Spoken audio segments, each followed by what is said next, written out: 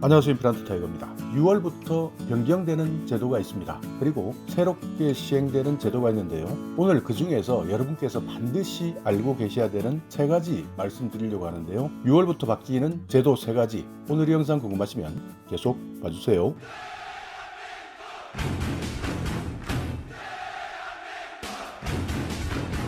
네, 6월부터 시행되는 제도 3가지, 물론 3가지 이상 많은 제도들이 조금씩 바뀌거나 변경되는데요. 그래도 여러분이 꼭 알아두셔야 되는 3가지만 오늘 추려봤습니다. 자, 먼저 전월세 신고제입니다. 6월 1일부터 전월세 신고제가 시행이 됩니다. 전월세 신고제라는 것은 주택임대차 계약을 했을 때 임대계약을 하는 당사자, 그리고 보증금, 임대료, 임대기간, 계약금, 중도금, 잔금 납부일 이런 계약사항에 대해서 30일 이내에 시군구청에 신고하도록 하는 제도입니다. 한 달 이내에 신고하셔야 됩니다. 그러니까 만약 한 달 이내에 신고하지 않으면 과태료가 부과되는 제도인데요. 현재까지는 전월세 계약에 대해서 자율신고를 하고 있었는데 6월부터는 지역 그리고 대상에 따라 전월세 신고가 의무화되는 것이죠. 자, 그러면 어떤 주택이 신고 대상이냐? 먼저 수도권, 그러니까 서울, 경기, 인천, 그리고 전국의 광역시, 세종시, 그리고 각 도에 있는 시 단위까지 여기에 있는 지역에서 전세 6천만 원, 그리고 월세 30만 원을 초과하는 주택 임대차 계약을 맺었을 때는 30일 이내에 지방자치단체에 신고해야 합니다. 반전세 같은 경우에도 보증금이나 월세가 이 기준을 초과하게 되면 신고 대상에 포함됩니다. 그러니까 주택의 종류가 아파트뿐만 아니라 연립, 다세대, 다가구, 오피스텔, 기숙사, 심지어는 준주택, 공장과 상가 안에 있는 주택, 판자집까지 포함이 되는데요. 이렇게 주택이면 무조건 신고 대상에 포함됩니다. 다만 여기에서 한 달이 넘지 않는 초단기 계약을 할 수 있는 고시원 같은 경우에는 과태료가 면제되고, 사무용으로 사용하는 오피스텔, 그러니까 주택이 아닌 사무용일 경우에는 신고하지 않아도 됩니다. 여기에서 많은 분들이 착각하시는데 잔금 치르고 이때부터 30일 안에 신고하면 된다라고 착각하는 분이 계시는데요. 잔금을 치르는 날이 아니라 계약일입니다. 그러니까 계약서 상에 나와 있는 계약을 체결한 날, 그때부터 30일 안에 신고하셔야 되고요. 임대차 계약을 하고 있다고 해서 모두 신고하는 것이 아니라 6월 1일 이후에 새롭게 전월세 계약을 하거나 또는 갱신할 때만 신고하시면 됩니다. 그런데 만약 갱신을 했을 때 보증금이나 월세가 이전과 동일하다, 과거와 동일하다고 하면 신고 대상에 포함되지 않습니다. 그러니까 갱신했다 하더라도 금액 변동이 없다면 신고 대상에 포함되지 않습니다. 신고를 하실 때는 임대인, 그러니까 집주인이죠. 그리고 임차인, 세입자가 함께 임대차 계약 신고서를 작성해서 서명하고 주민센터에 제출해 주시면 되고요. 임차인, 임대인이 함께 신고하는 것이 원칙이지만 두 사람의 서명이 들어가 있다면 두 사람 중 한 사람이 서류를 지참해서 방문 신청하셔도 됩니다. 그러니까 계약서 하나에 두 사람의 서명이 있다면 한 사람만 방문하셔도 되고요. 온라인 신고를 할 때는 국토부 부동산 거래 관리 시스템 홈페이지에 접속해서 신청할 수도 있습니다. 온라인 신고를 할 때는 여러분이 작성하셨던 계약서를 사진으로 찍어서 업로드해 주시면 됩니다. 만약 30일 이내에 신고를 하지 않았다면 과태료가 최대 100만 원까지인데요. 미신고 기간, 신고하지 않은 기간, 그리고 보증금, 월세 수준 여기에 따라서 최소 4만 원부터 최대 100만 원까지 과태료가 차등해서 부과됩니다. 허위 신고일 때, 그러니까 전월세 계약 조건을 속여서 신고했을 때는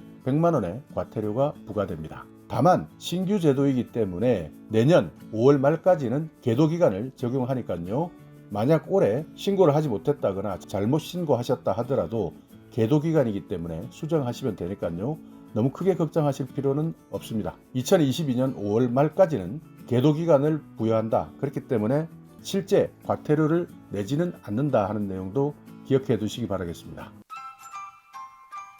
네, 두 번째는 백신을 접종하게 되면 7월부터 야외에서 노마스크 제도가 시행됩니다. 그러니까 마스크를 쓰지 않으셔도 되고요. 사적 모임 기준이 완화되고 백신을 맞은 분들은 이 기준에서 제외됩니다. 그러니까 7월부터는 백신을 1차로 접종하고 2주가 지나면 8명 이상 직계가족 모임을 할 수가 있고요. 2번까지 접종을 모두 마치게 되면 경로당에도 갈 수 있고 공원이나 등산로 이런 야외에서 마스크를 쓰지 않아도 됩니다. 그러니까 7월부터는 백신 접종을 완료했다라고 한다면 마스크를 쓰지 않아도 됩니다.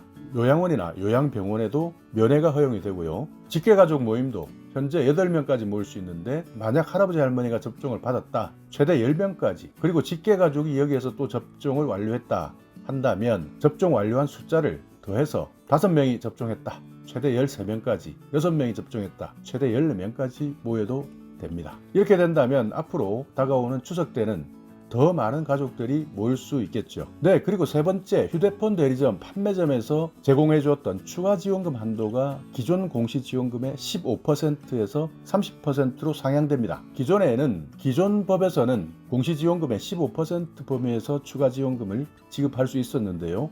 예를 들어서 휴대전화 공시지원금이 50만 원이었다면 유통망에서 7만 5천 원까지 추가 지원금을 주는 것이 가능했는데요. 이것이 15%에서 30%로 상향되면서 한도가 7만 5천 원에서 15만 원으로 올라갑니다. 그렇기 때문에 방송통신위원회에서는요, 평균 공시지원금을 31만 8천 원 정도로 봤을 때 7만 원대 요금제 기준으로 했을 때 최대 4만 8천 원의 지원금을 더 받을 수 있게 되었다라고 밝히고 있습니다. 그렇기 때문에 앞으로 휴대폰을 구매하실 때 추가 지원금 15%에서 30%까지 지원받을 수 있다, 2배까지 혜택이 올라갔다 하는 내용도 기억해 두시기 바라겠습니다. 자, 오늘 이렇게 6월부터 바뀌는 제도 3가지, 전월세 신고제, 그리고 백신을 맞게 되면 7월부터는 야외에서 노마스크를 해도 된다, 그리고 방통법 개정에 따라서 휴대폰 추가 지원금이 15%에서 30%로 늘어났다 하는 내용 말씀드렸습니다. 물론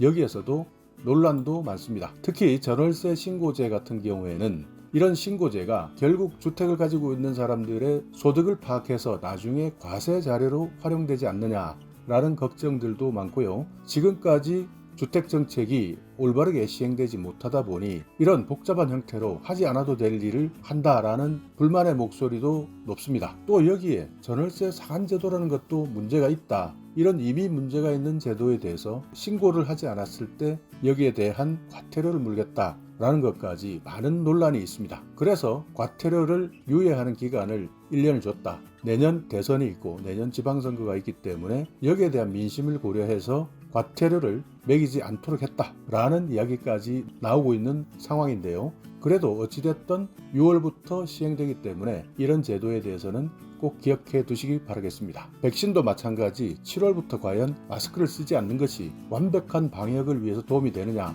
여기에 대해서도 갑론을박이 이어지고 있습니다. 물론 최대한 빠르게 접종을 마치고 집단 면역을 이룩하면 가장 좋은 이상적인 방법이지만 빨리 백신을 접종시키기 위해서 노마스크를 시행한다는 것에 대해서는 이런 감이 있다라는 의견도 있기 때문에요. 이런 부분에 대해서는 여러분께서 판단해 주시기 바라겠습니다. 자, 오늘 영상 여러분께 조금이나마 유익한 정보가 있었다면요, 오늘도 구독 그리고 좋아요 부탁드리겠습니다.